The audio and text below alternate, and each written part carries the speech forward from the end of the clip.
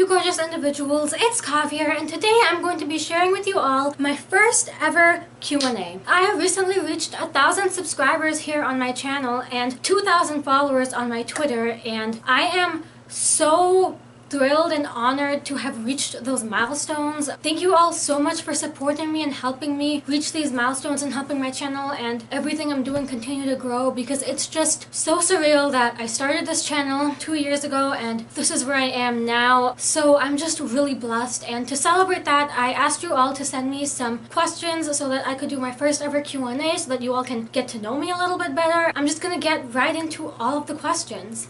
Let's get started.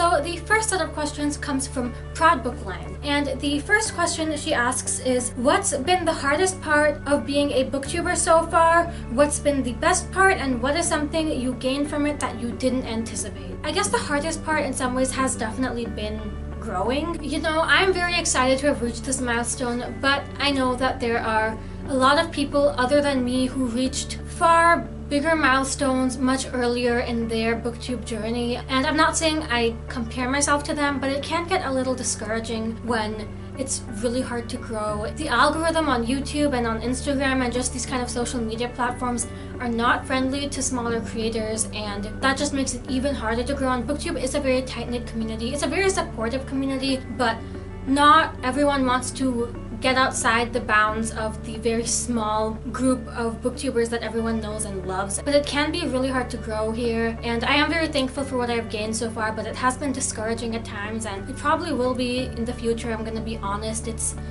just part of the way it is, and that's part of what you have to take if you're trying to build something like a YouTube channel or any sort of social media platform. You know, I'm really thankful for all the support I have. I'm lucky that everyone that supports me is so kind, but it can be hard to grow. And the best part is something that everyone answers, and it's the cheesiest answer, but it is also the most honest answer, and that is the people. The best part of what you get from all of this is definitely the friends you made, because these are friends that go beyond booktube. Some of my best friends I met through social media and through booktube, and they're friends outside of the book community for me now. I'll just text them for random stuff in my life, and they've become some of my closest friends in the world. So that's definitely one of the biggest positives and one of the most amazing things that comes out of these kinds of opportunities. And going along with that, another great positive that isn't quite so sappy is also the opportunities that come along with it. You know, as you grow and as you make yourself known, you get so many more opportunities, and that is a really nice thing because we do put in a lot of work, so to get something back from that is always really nice, and that's something I'm never going to complain about. I guess that is kind of my answer for something I gained from it that I didn't anticipate, is the opportunities. I didn't really anticipate being able to do everything I am able to do, but I am honestly so thankful for all the opportunities I get, for the books I'm able to promote, the authors and publishers and agents I'm able to talk to. It's just so wonderful getting to be involved in so many different parts of the community. What is your dream job? Well, my dream job would honestly be to be a booktuber full-time, because that is what I love doing. It's what I adore with all my heart. But I just want to go into something in the book community, whether that is going into the publishing industry, whether that would be writing full-time or anything of that sort. I just want to be involved in the book community because it's what I love doing, and it's what I want to pursue career-wise. Why did you become vegan? Being vegan helped my recovery. Did it help yours? And when she refers to recovery, she's referring to eating disorder recovery. I became vegan for two reasons. The first reason is because of animal cruelty. I learned about animal cruelty in the meat industry, and particularly in the dairy industry, because I was vegetarian growing up, so mainly I just cut dairy and eggs out of my life, so it was a much easier transition for me, and that's why I became vegan. And the other reason I became vegan was because of my recovery, because I thought it would help, and being vegan has definitely helped with my recovery, and just the mindset that's come with me being vegan has definitely really helped my recovery, and I just love the benefits it has, both for me personally and environmentally. Do you want a tattoo? And if so, what do you want? Yes, I really want a tattoo. For my 18th birthday, I'm planning to get a tattoo of the Fearless rune on my arm with Cassandra Clare's writing of Fearless under it. That is the first tattoo I want to get. There are some other ideas in my mind that I might end up pursuing, but this is one that I have planned out that I know is going to happen for sure. And the next question comes from Desert Zero Noser, and it is, what what is the most expensive book you own? I actually do not have this book yet, but it is the Waterstones edition of Queen of Air and Darkness that I will be getting in December, because that was an expensive book, and that is definitely the most expensive I have ever bought. The next question comes from Mackenzie_B_rap, and it is, how do you balance your time with making videos and the 50 million other things you have to do? So these kinds of questions that I get, I don't fully understand them. Like, I get needing help with time management. I think that's something everyone can use some assistance with. I'm just really good at time management because I always did a lot of after school activities and a lot of stuff growing up, so I just learned to be good at time management. I learned to balance school and what I did in my personal life, and it all just kind of came together for me. But honestly, I think if you care about something, you make time for it. Obviously, there are things that I have to make time for. You know, I make time for school, I make time for my family, and then outside of that, I make time for my booktube channel because I want to. I make time for reading because I want to and I make the effort to. I make time for my friends because I want to and I make the effort to. So I think you just have to want to do it enough, and you have to put in the effort to make time for it if it's something you truly want to do. The next set of questions comes from @paperblots. The first question is, do you watch any East Asian dramas or anime? And no, I do not. Back in middle school, I did watch a little bit of anime. I watched Death Note, I watched some of Fairy Tail, and a few others that I cannot remember. I don't have anything against them, it's just something I've never gotten into. What are some of your favorite fluffy light reads? This is a really hard question for me because I don't read a lot of fluffy light stuff. If you know my taste, you know it's much more dark and dreary. There are some books I love, like Someone vs. the Homo Sapiens Agenda, Queens of Geek, One Dimple Met Rishi, From Twinkle with Love, but none of those are fully fluffy and light either because they do have serious parts to them, so I don't know that I've ever actually read a 100% fluffy light book. How do you feel about romance in the story? So I guess this means, how do you feel about romance in books? I like romance. I think it's nice to have some books without romance because I don't think that's something everyone likes, and I think it's important to have books that appeal to all people. But personally, I do like romance in stories. It's something I enjoy. I love coming up with ships and stuff. I don't complain if there's romance in the story, but I do like an occasional book without romance. What do you usually eat for breakfast? I usually have a smoothie for breakfast. I am a very stereotypical vegan in that sense, so that's my go-to breakfast. Do you have any guilty reads? Listen, I have something very against guilty pleasures in general because I don't think anyone should be made to feel guilty for things they like. So now I don't have any guilty reads. I am proud of the books I like, and I am proud of the books I don't like, and I'm not going to apologize for my reading tastes to myself or anyone else. Do you like white peaches? I don't think I've ever had a white peach.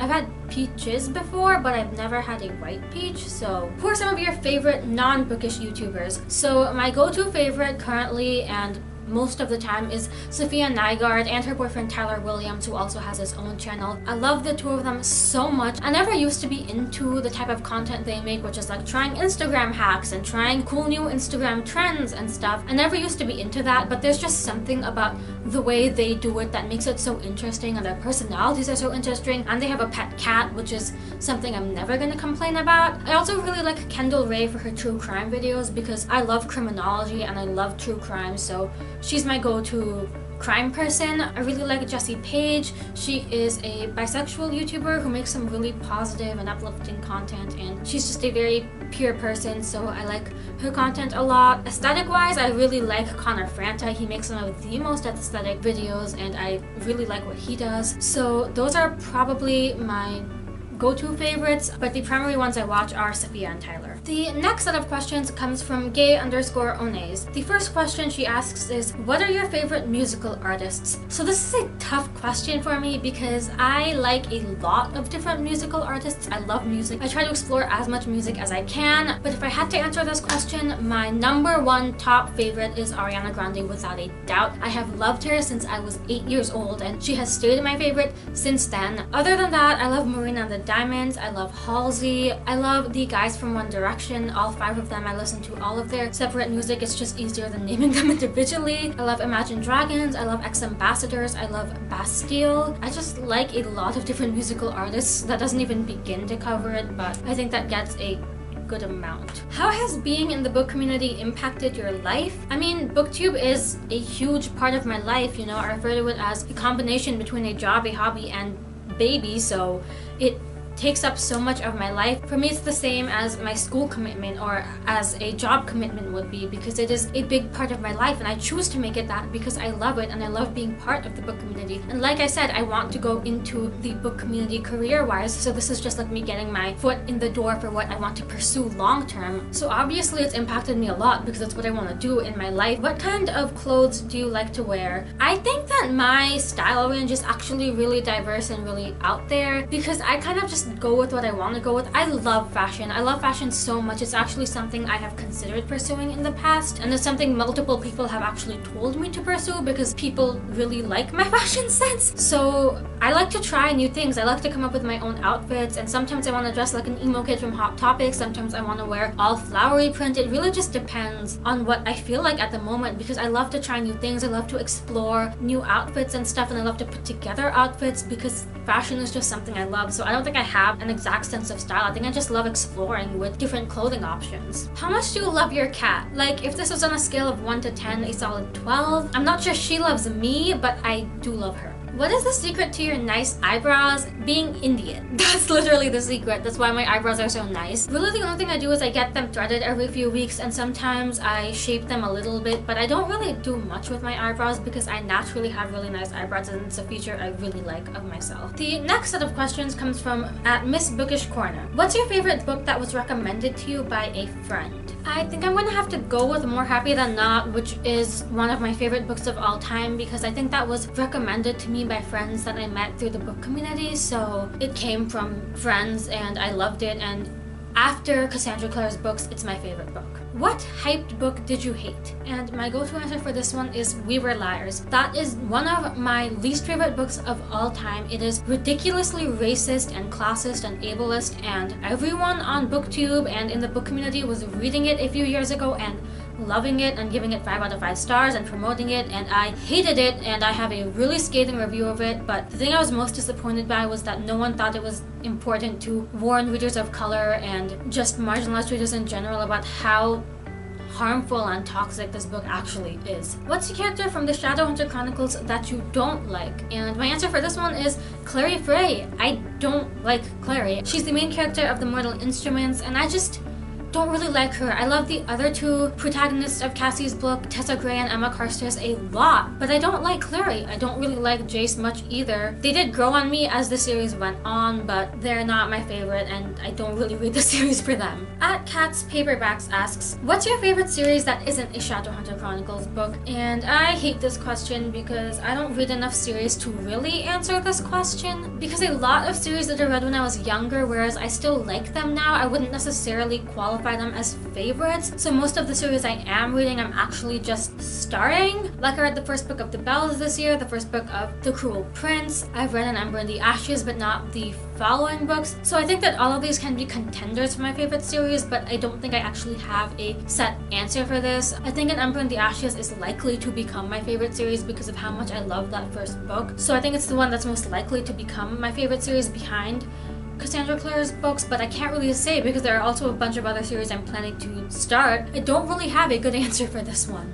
@Grace's Library asks, if you could have one book that isn't released yet, which would it be? Without a doubt, it would be Queen of Iron Darkness at this point in my life. If you're asking like a little bit in the future, then the first book of The Last Hours. I mean, my answer is probably going to be a Cassandra Clare book as long as time goes because she's my favorite author, and currently I'm just really anticipating Queen of Iron Darkness. It's my most anticipated read of the year, and it comes out in December. A letter to your future self, looking back at the moment you made BookTube up to this point. And that is an amazing question, but it is also a really tough one. I guess I'd want my future self to remember why I joined the book community in the first place, because I love books and because I want to make the community and the world a better place for teens, especially marginalized teens and marginalized readers. And those are the two things I really want to do. I want to spread my love of reading, and I want to spread awareness about diversity and representation. Because I think as you go further into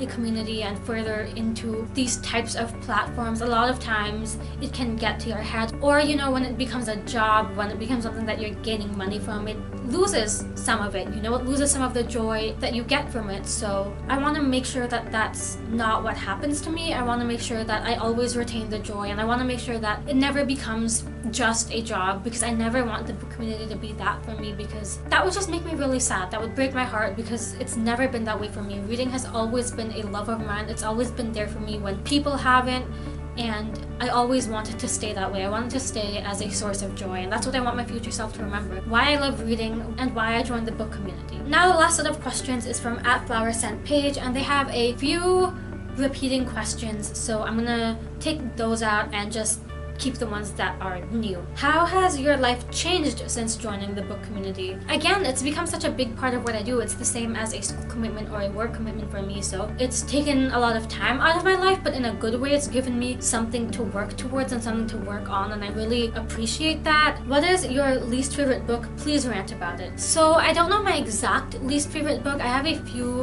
really hated books, and those are Ship It, We Were Liars, Me, Earl and the Dying Girl, and Catcher in the Rye. Those are probably the 4 books that I most hate in the world, and that's really rare for me. I'm very, very lenient with my ratings. I give almost everything I read 4 or 5 stars, so for me to give a book a low rating means it was bad. I've talked about Ship It a lot, so I don't really want to get into that. I talked about We Were Liars earlier in this video, so I don't need to talk about that. Me, Earl and the Dying Girl is a book I read because I thought I had heard really good things about it, and it turned out to just be a giant problematic mess, and I hated it, and I 1-starred it. And then Catcher in the Rye, I hated it. I 1-starred that as well, I think. I hated the narrator, I hated the writing, I just hated everything about it. I read it for school, which always kind of dims my interest a little, but I think I would have hated it regardless. Best fruit. And my favorite fruit is mangoes. Always has been, always will be. And on that positive note, I'm going to be concluding this video. Those were all the questions I had for this video. I hope you guys enjoyed this Q&A. I love Q&As because I love getting to know the people I follow better. So I hope you all enjoyed this and you guys enjoyed that experience with me. But yeah, that is it for this video.